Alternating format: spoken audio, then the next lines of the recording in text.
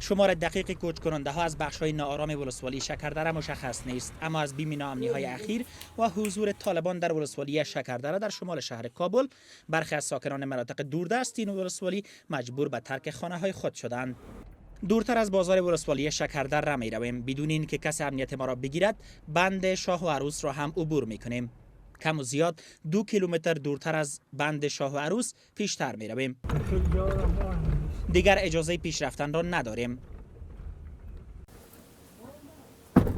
آخرین قرارگاه نیروهای دولتی در مسیر راه اینجا در باغ مربوط به ولی کابل است.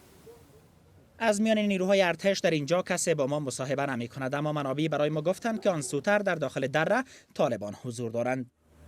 مشکل کلان دیگه که طالب در شکردره پیدا کرده، حکومت یا نهادهای مدنی، حتی احزاب سیاسی متاسفانه در 20 سال آخر هیچ گونه فعالیت فرهنگی آگاهی دهی در مقابل افراطیت در اینجا نداشته، یا اگر داشته هم خیلی کم بوده.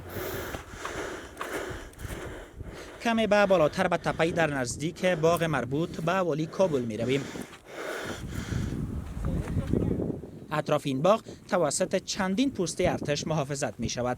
اینجا آخرین پوسته اردوی ملی در فراز یکی از تپه ها در ولسوالی شکردره است که از اینجا از این پوسته به اون طرف که به نام بازار دره یاد میشه یا بازار دره شکردره یاد میشه، اون مناطق کاملا به دست طالبان است و نیروهای اردوی ملی فقط تا همین منطقه حضور دارند. حدوداً 2 ماه پیش وضعیت امنیتی شکردره، گلدره و ولسوالی های همجوار کابل در شمال کابل امنیت خوب داشت و حتی ای که شمار از کوهنوردان حدود 2 ماه پیش به آخرای شکردره به حوض خاص رفته بودند بدون کدام چالش امنیتی، اما از حدود 2 ماه به سو وضعیت رفته خراب شد که بالاخره وزارت دفاع عملیات را راهاندازی کرد و ادعا کرد که شکردره از وجود طالبان پاکسازی شد. اما مردم محل میگن و آنچه را که ما رفتیم با قسمت‌های نزدیک آخر شکردره یا نزدیک دره شکردره دیده میشه که هنوز هم حضور طالبان در برخی نقاط ولسوالی محسوس است. نصرت پارسا، رادیو آزادی، شکردره کابل.